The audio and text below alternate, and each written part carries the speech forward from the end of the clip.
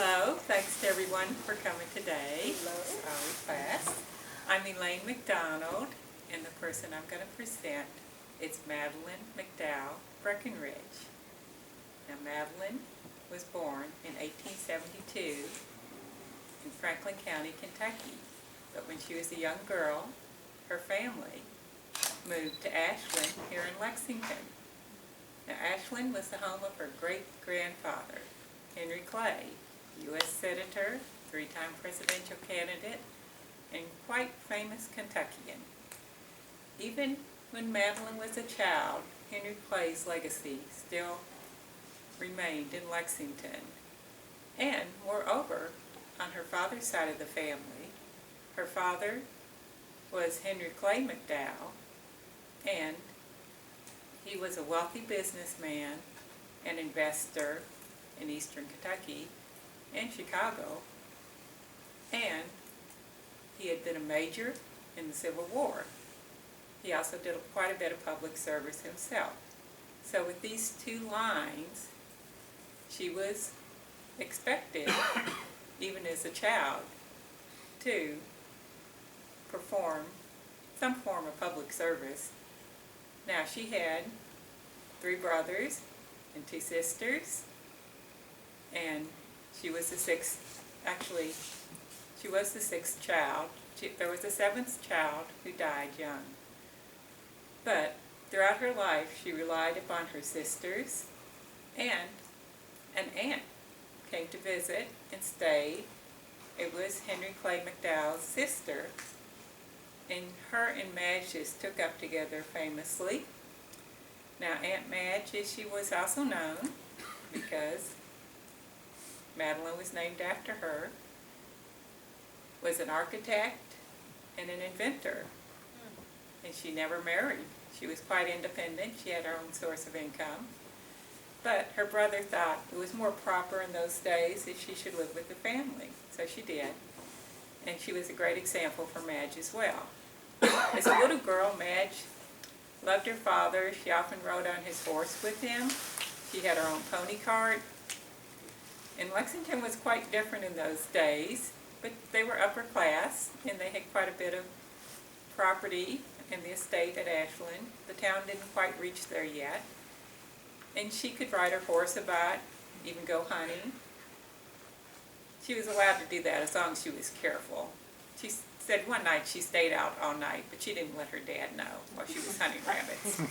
She was quite the independent little girl, and she distressed her family, although she was a model child in most ways, but she cut her own hair quite short when she was 13. That wasn't done by little girls then. It was part of her independent streak. She said she just loved to dip it in a cool bowl of water in the summer and just cool off real fast. But that was typical Madge. When she was 16, it came time to choose a school. And she did. She chose Miss Porter's school in Connecticut. It's a private girls' school. Of course, only a wealthy family could afford to go there. Now, before she left, she gave a great party at Ashland, and it attracted all the young men and women of the town, and it was written up in the paper as this glittering ball. And the next morning, she had a tennis party on the lawn, because her and her sisters played tennis on the lawn at Ashland. And she went to Miss Porter's and stayed there a year. She did very well. But when she came back to Lexington, her family said that she should stay here, that this was where her life would be, and she should be in Lexington. I don't think her father wanted to worry her, but he had some reversals in his investments in eastern Kentucky as part of its boom and bust cycle. So that might have affected his decision. But the boys, they continued their studies at the University of Virginia and at Yale, because of course men had to get on in those days. Now Madge, she was all right with that. She was going to attend some classes at what is now the University of Kentucky, which she did. But about Christmas time, after she came back, her foot started hurting her. She proceeded to see doctors over the next several years about that. It did not slow her down. She attended her sister Nanette's wedding on crutches, but her foot was hurting, and nothing seemed to be able to be done about it. her Aunt Madge said, well, maybe she should just put some more pressure on it and just bear the pain.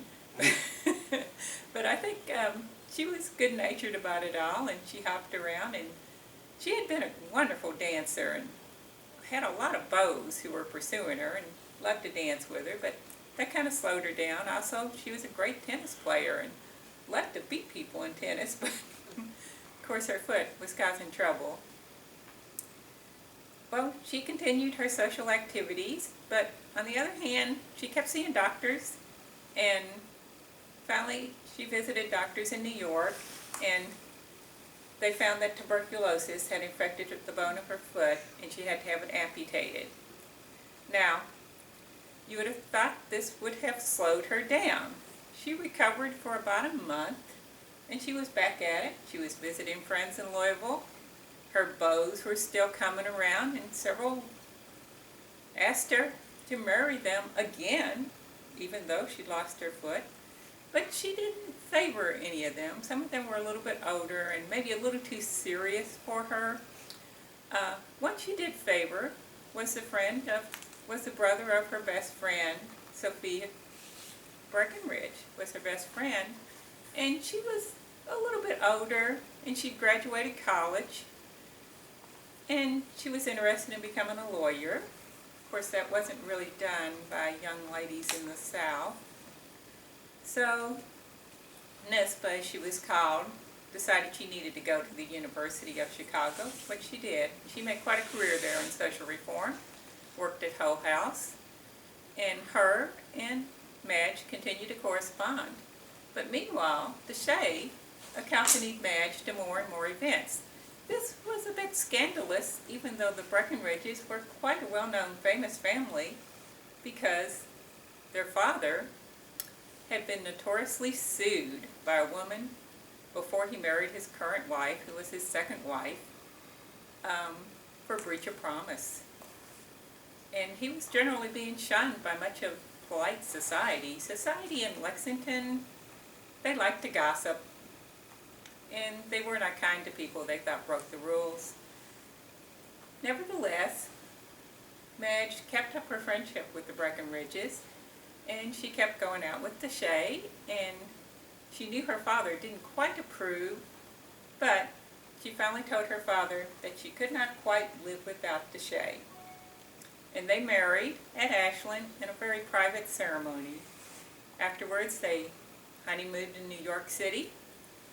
It was when they came back to Lexington. Deshay was editor of the Lexington Herald, and he had asked Madge to write a column for the paper before they married, which she did. She found she quite liked it.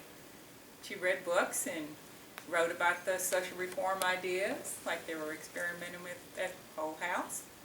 And so she started writing columns, and this became a great thing for her because she did start advancing social reform very quickly in Lexington. She formed a group called the Associated Charities.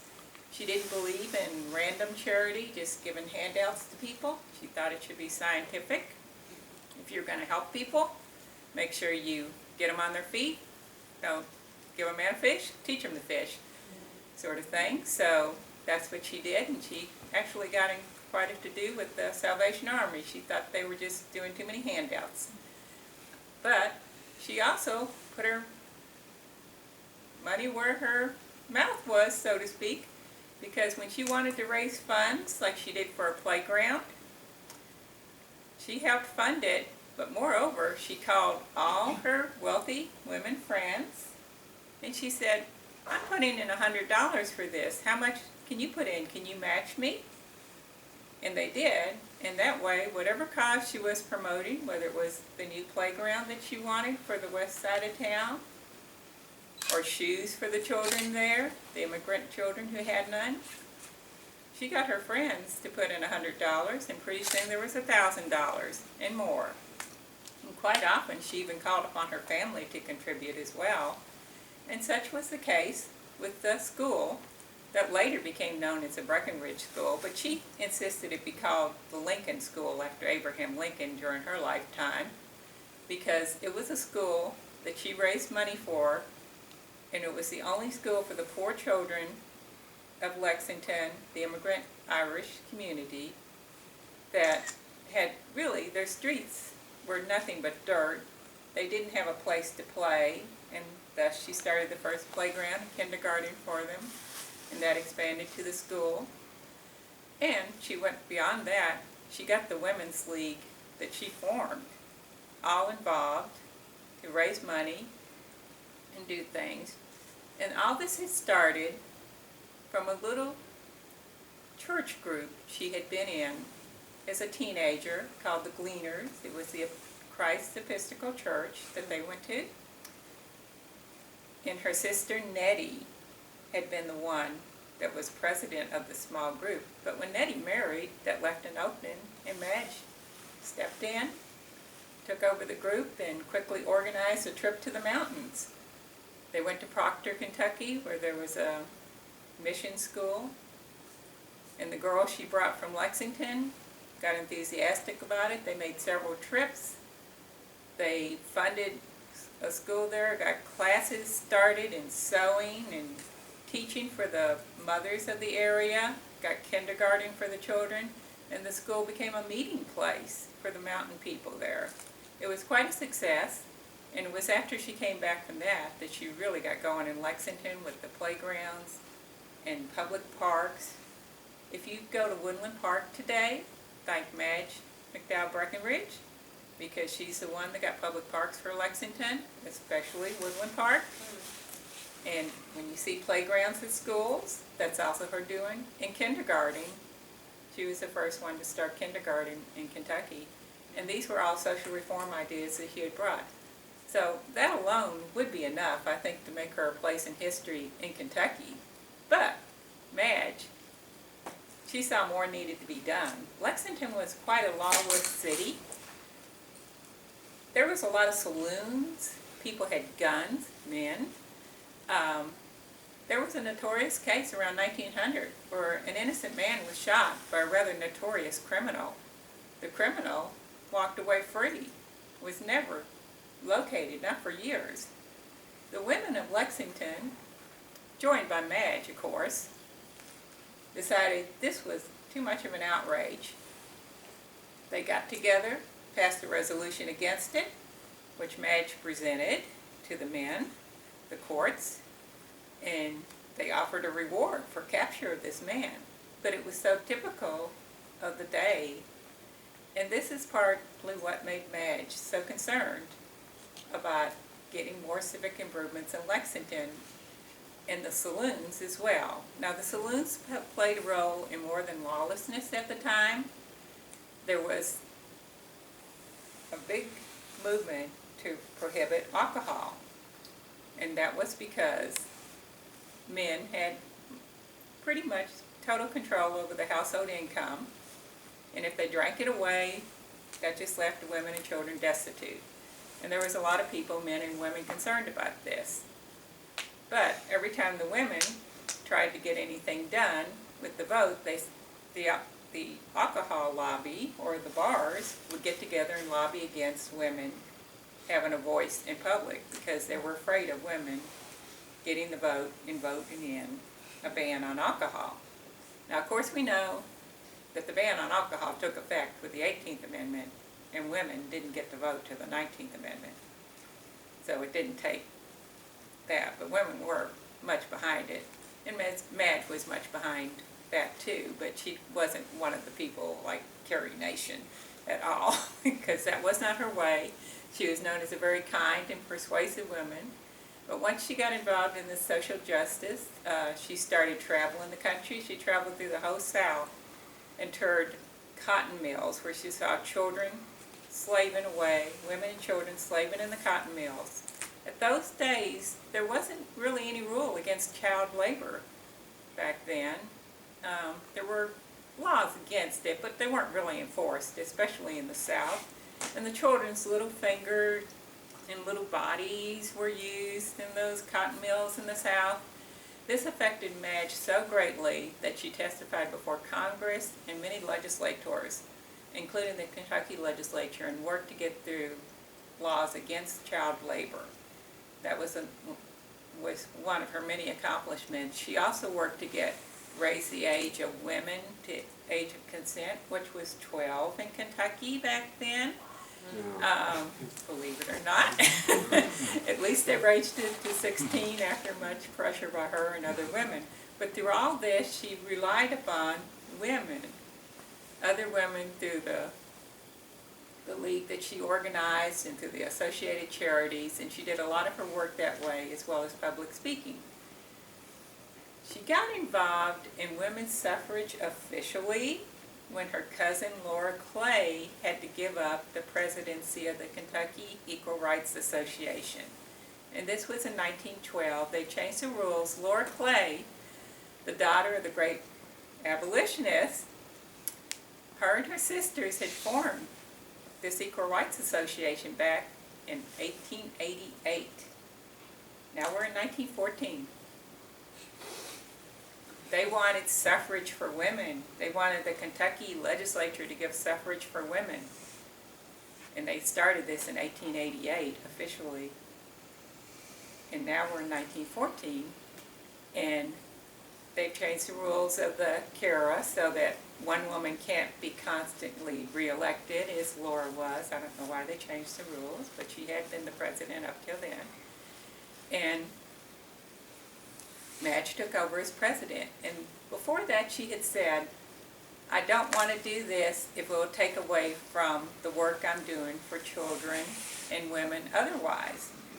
She wanted women to have suffrage, but she just saw it is more of a lost cause. Can you imagine why?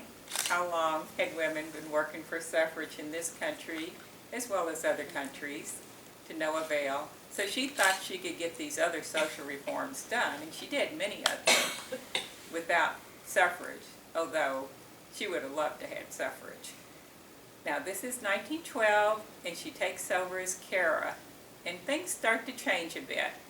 The nation starts to get ready for World War I. It started in Europe. We see that it's coming here. People start wanting to get things done, and our governor asks women to prepare for war. Now Madge was quite notorious because she wrote a response to the governor's request for a committee of some 80 women he appointed to prepare for war, and chastised him because he was asking women to contribute to the war effort, yet otherwise they weren't invited to speak in public or to have any really influence publicly or legally or anything. She wanted to know why he wanted them to suddenly come out and do this. And she said, when you appointed a commission to have women, seeking women to help fund Kentucky's building and an exposition at the Panama Exposition where every state was represented but not Kentucky, and the governor appointed a commission of men, he appointed the men to the commission who had voted against suffrage. And she said, then you had them ask women for money. Can you wonder why they did not respond? She said, Kentucky women are not idiots, even though they are closely related to Kentucky men. Do not treat us like kindergarten children. And then asked us to do the man's share of the labor. So that Madge had a little sharpness, and she'd get a little exasperated. That's just one example of it. But she was otherwise a great speaker in public. Now she did get involved in suffrage, and she was totally involved with her cousin Laura Clay. They were trying to get a state amendment through the legislatures. The difference was there was a federal amendment, and Madge really didn't think the federal amendment would pass Congress. She had testified before Congress in 1913, but she said, I'm going to testify for it. I don't think there's any one way to get suffrage. We should try whichever way we can get. And she says, I think the federal amendment will help prod the states to act. That was her hope in 1913. They kept trying. The war came. Suffrage just took a back seat like everything else. Women threw themselves into the war effort. And we had the great flu epidemic as soon as the war ended almost, of 1918, and that put things back a ways too.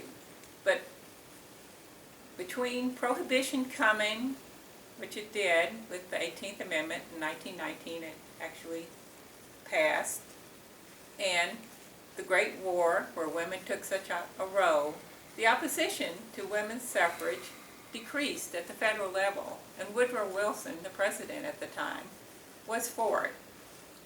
And there was a Congress that was for it. And what Madge had thought might happen in her lifetime suddenly became more of a possibility and truly a reality to have women's suffrage after all. She was faced with a choice. Oh, am I too long? Oh, okay. Of pushing for the federal amendment or the state amendment. She didn't want to make that choice. But the national group decided that presidents of the state associations should push for the national amendment, and she agreed, just to get something done. So that's what they decided to do with the Kentucky legislature. And though the Kentucky legislature was not in session in 1919, she lobbied them and asked them, would they come to a special session if they had to pay their own way? Many people said they would, but there wasn't enough of a count to do it. So then she changed tactics, and she decided to rally everybody she could to get the vote ready for the 1920 session to get the Anthony Amendment ratified then. And what she did was she started traveling the state again. She went to the mountains. She went to Pikeville first in July. And she traveled all fall and winter, sometimes taking people with her, sometimes going by herself, but going and making stops at 2 or 3 communities at each thing and speaking to people and getting commitments. This was a woman who could vote count. The governor, the current governor, was behind her, but he was changing office, and the new governor, Governor Morrill, was for it too. So they had that for them.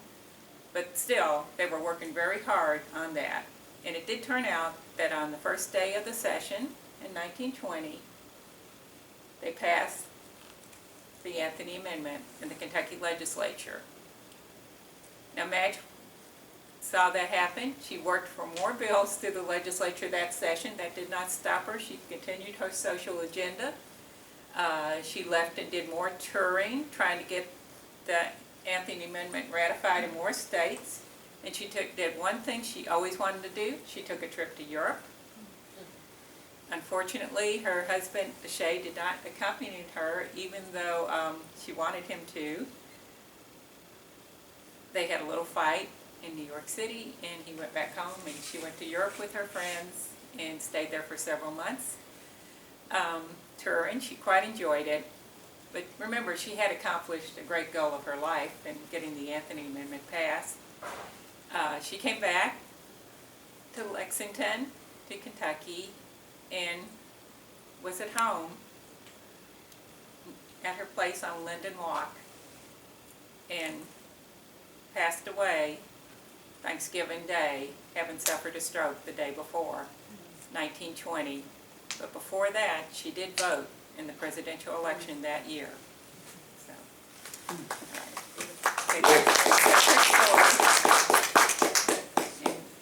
now I'm going to try to recreate a scene, which is the day when she is celebrating passage of the amendment by the Kentucky legislature, celebrating the hard work of everyone.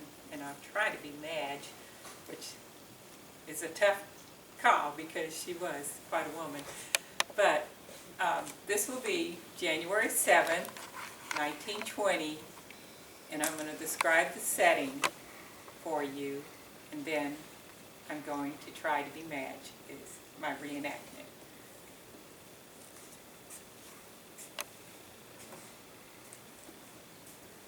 This is the home of Henry Clay. Ashlyn, welcome. On this wall is a painting of George Washington with his wife Martha and their step-grandchildren. It's a quite famous painting. It hangs at Ashland today.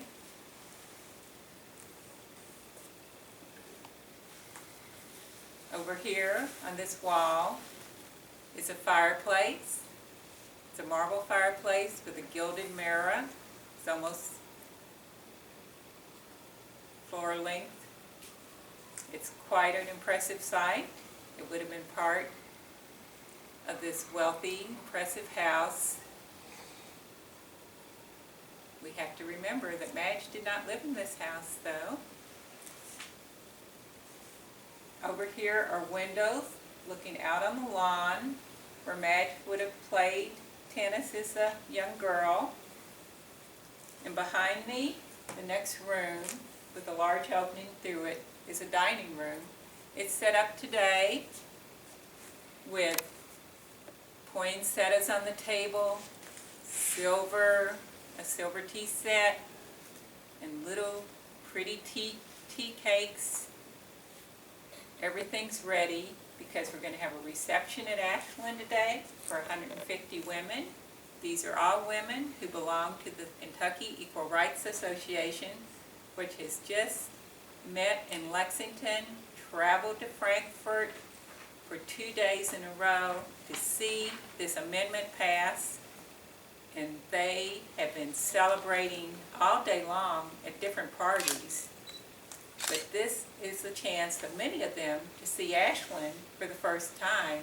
If they've come from far away, another county in the state, and they're going to be welcomed by Madge to her home, her ancestral home, because she lives on Linden Walk. But her sister lives here with her husband and child, and she is helping host the party. Her sister is Nettie McDowell Bullock, and she's married to Dr. Thomas Bullock. So that's the scene that we're going to have.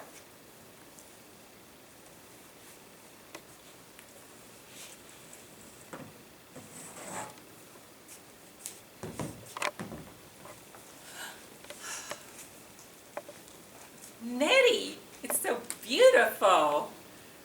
You have done such a wonderful job, and here all I've been is running about trying to get this amendment passed. We've been to Frankfurt, back on the train, and we have to go again to see the bill signed. Can you believe it? At last. And there's so many women today from all over the state, and even Mrs. Plankhurst from England is coming here, the famous suffragette. And tonight, are you going to be able to go to the Opera House with us? Oh, I hope so. I hope so. Well, if Thomas doesn't want to go, just let him stay home. That's all I got to say. Now, I'm so glad you set up this room so beautifully, and the women are coming in. Here they are. Let them all come in. Hello, hello, Cara ladies. This is going to be our last meeting. Can you believe it? The last is Cara after this week, because from now on, we're going to be the League of Women Voters. Woo! You can vote. This is so wonderful. Did you ever think this day would come? I don't know. It's been so long when I think about how long it's been, and I've only been in this battle really since 1912. Before that, I didn't want to turn my hand to it. I thought it would be too difficult. I knew we would get the vote sometime, but I just hoped it had been in my lifetime was all. But here we are, and I have to say thanks to my sister, Nanette McDowell Bullock here.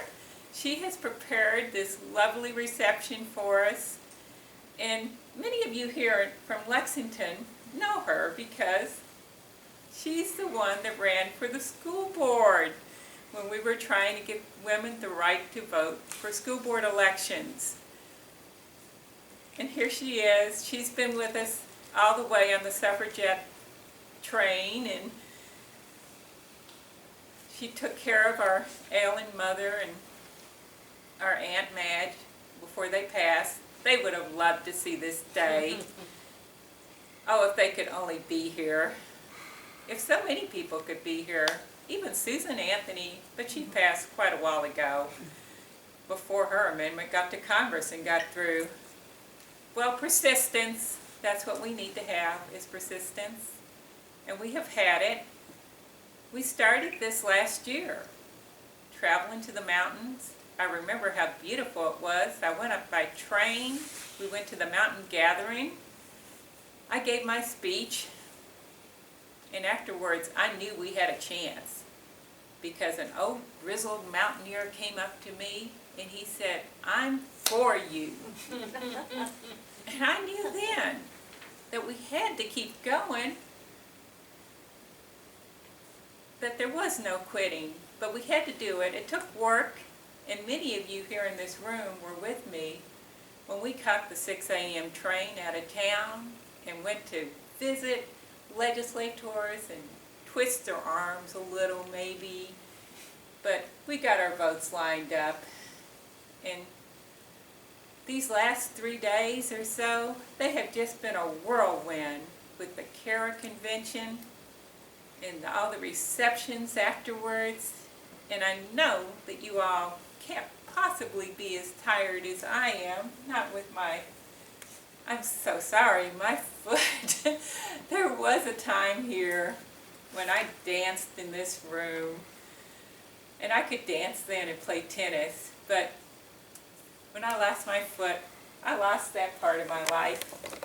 But today, I feel like I've gained everything, because here at last we're all together, good friends, friends who have been with me since I was a girl, and new friends.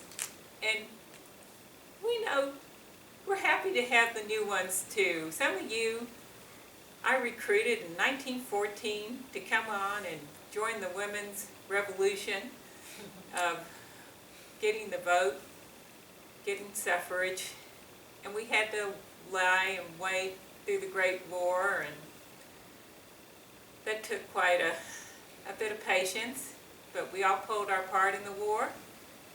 We didn't mind that they hadn't given us a voice to say war or no war, but we were in it, and we did it, and we got through it. But now that we can vote, I think the one thing we've got to do as a League of Women Voters is, just as we wrote about the issues before, to educate women, we have to keep reading, we have to keep writing, we have to keep studying. What would it be if we all just voted the way our husbands vote? I know. That's what they said we would do. But we have our own minds, and we can use them. So we're going to educate ourselves, and in the process, we're going to educate our husbands. Now, that's what I did with Deshay. You all know my husband. Well, he's fairly notorious. But Deshay is the editor of our newspaper, and I have to give him credit. If it had not been for him, I do not know. Because he's the one that asked me to review books for the Lexington Herald when he first started editing it. I guess he wanted a column that didn't cost much money, because he didn't have to pay me. He knew I would read and write to my heart's content. And at first I thought, well, what is he asking? Who wants to hear from me? But I started writing those columns, and you know, I enjoyed it. And it got a lot done for Lexington. So I give Deshay credit for that. And he was against women's suffrage, you know, when we first went out together. But after hearing me talk a few times about it, and he came around. He came around. And now he's our biggest supporter. And he's my big supporter too. So he's covering this for the paper, you bet. It's going to be in there with everything else. The coverage of the session in Frankfurt. Now, what did it take to get here for you? What process have we all been through? We know it's been tough. It's been a long journey. But here we are, and we can celebrate now. And there's no liquor industry to tell us no, because that's what always stopped the women's suffrage before, but prohibition's in the swing, and we've got it. By this time next year, there won't be any alcohol, but right now, next month, it's outlawed, thanks to the 18th Amendment. And they can't blame us women for that one, because we didn't vote it in. But they can't stop us anymore either. So, what is there left to do? You see, there's so much, you know it too. We need training schools. We need more stops on child labor. We need more rights for women. The list is endless, and I think that, you know, we need less violence. And today, we're going to hear from Mrs. Plankhurst. I know you all came to see her. She's a famous women's suffragette from England. Now, people criticize me. They ask me, why do you want Mrs. Plankhurst here? Well, she did lead some militant actions in England, and we did not need to do that here, but we can't question why she did it in England. But they quit. When the war came, they started, instead of protesting or chaining themselves to doors, what they did was